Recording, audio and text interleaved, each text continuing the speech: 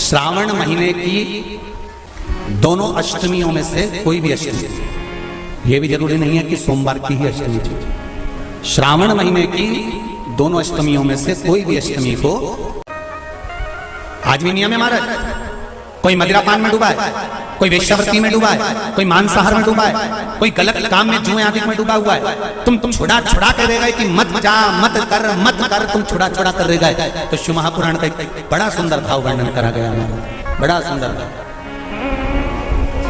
महाराज। शमी के 5 पत्ते, बेलपत्री के 5 पत्ते, बेर के 5 पत्ते, क्या क्या चीज है जरा जम के बोलो।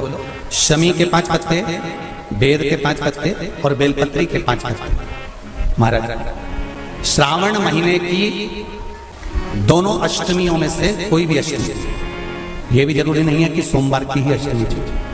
श्रावण महीने की दोनों अष्टमियों में से कोई भी अष्टमी को बेर के पत्ते पर लाल चंदन, बेलपत्री के पत्ते पर पीला चंदन, शमी के पत्र पर केवल कोई चंदन लगाने की जरूरत नहीं, सादा केवल एकदम कुछ भी उसमें लगाकर नहीं, सिंपल पहले लाल चंदन वाले पत्ते, फिर बेलपत्री के पत्ते, फिर शमी के पत्र शिवलिंग के ऊपर समर्पित कर उसको उठाकर वापस लाकर बेलपत्री के पेड़ के नीचे ही 1 लोटा जल समर्पित कर पहले पत्ते चढ़ा देंगे, फिर लोटा भर जल समर्पित कर देंगे।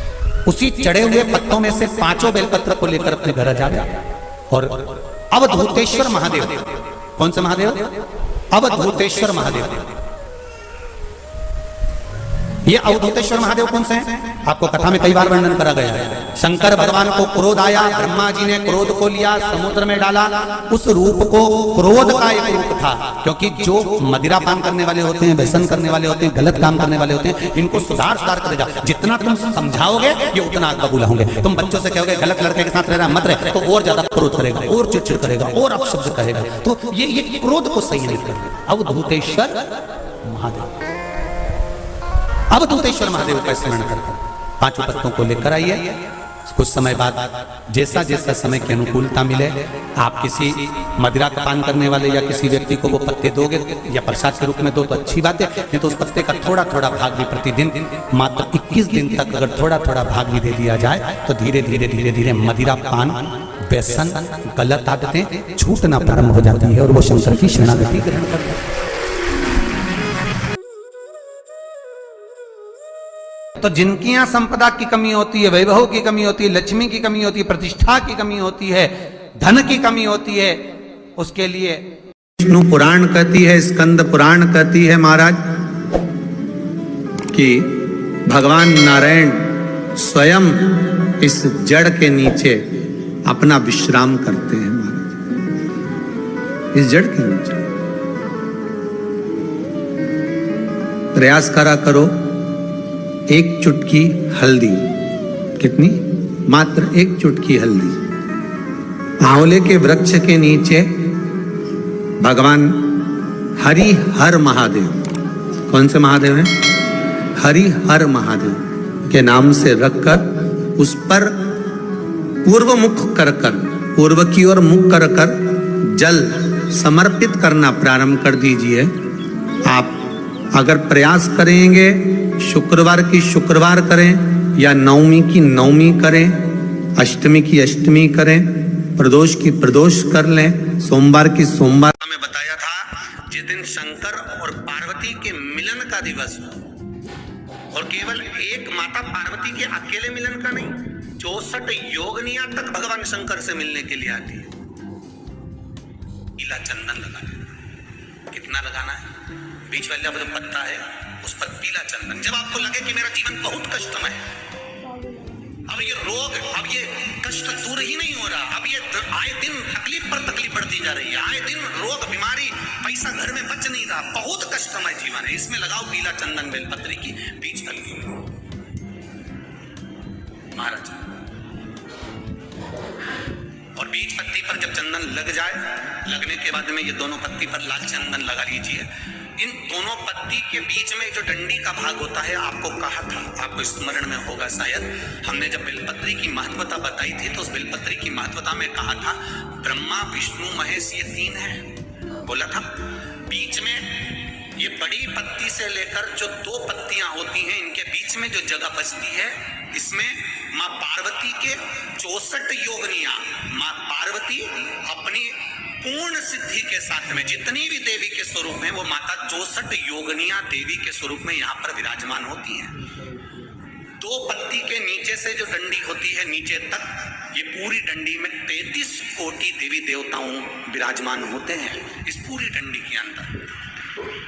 तो ये बीच वाली पत्ती है, ये जो बीच वाली पत्ती का जो भाग होता है, इस पत्ती के भाग में शहद का प्रयोग कर यहाँ पीला चंदन, लाल चंदन, शहद का प्रयोग कर इसी तरह से पकड़कर ये बेलपत्री की जो डंडी है वो अशोक सुंदरी पर जब आप समर्पित करें तो जहां से जल बहता है उस ओर पर इस पत्ती को चढ़ाकर केवल आपके हृदय की बात कहकर देवाधिदेव महादेव से कोई भी शिव जी का मंत्र, पंचाक्षर, नमः शिवाय, षडाक्षर, ओम नमः शिवाय, श्री शिवाय नमस्तुभ्यम, या महामृत्युंजय मंत्र, जो शिव का मंत्र हो आपके पास में, उसको बोलते हुए देवाधिदेव महादेव को धीरे धीरे जल की धार चढ़ाना प्रारंभ करो।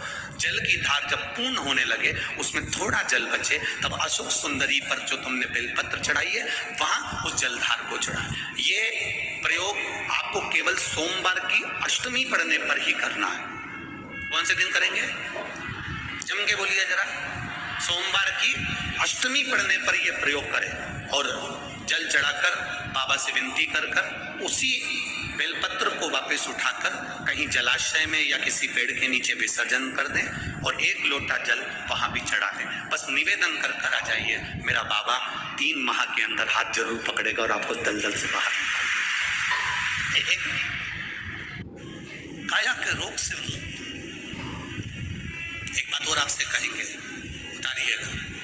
जिसके शरीर में सफेद चमड़ी पड़ने लगती है, चर्म रोग हो जाता है, या चेहरे पर आंख के पास में पूरा कालापन आ जाता है, उसको हमेशा याद रखना है, लाल चंदन का लेपन पीपल के पत्ते पर करिए। काय पर करना है? पीपल के पत्ते पर लाल चंदन का लेपन करिए। लेपन कर सोमवार की अष्टमी के दिन उसको लेपन कर वापस निकाल कर शंकर भगवान पर उसका धीरे धीरे त्रिपुंड बनाकर लेपन करना प्रारंभ करिए। जब आप त्रिपुंड बनाकर लेपन करना प्रारंभ करें, उसके बाद उस चंदन को जो सोमवार की अष्टमी है तब निकाल कर लिया है और निकाल कर लाकर उसको डब्बी में रख लें। उस चंदन का प्रयोग चर्म रोग के स्थान पर थोड़ी थोड़ी मात्रा में करना प्रारंभ करें, पानी के साथ मिलाकर। परंतु उस चंदन को केवल 6 से 7 दिन में प्रयोग करिएगा, ज्यादा नहीं।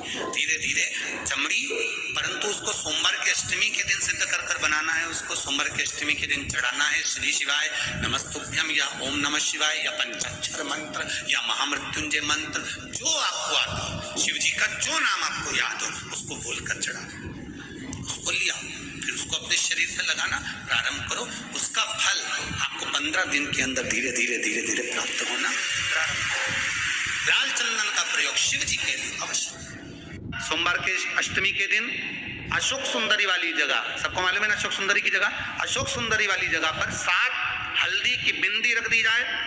लड़का लड़की जिसका विवाह नहीं हुआ उसका हाथ रख दिया जाए और वही हाथ के छापे पीपल के वृक्ष पर 5 लगा दिए जाए। महाराज 3 महीने में उसका विवाह पक्का हो जाता है। सोमवार की अष्टमी का इतना भाव है, सहज नहीं है। सोमवार की अष्टमी शिव और आद्य शक्ति का मिलन है। सोमवार की अष्टमी भगवान शंकर और पार्वती का मिलन।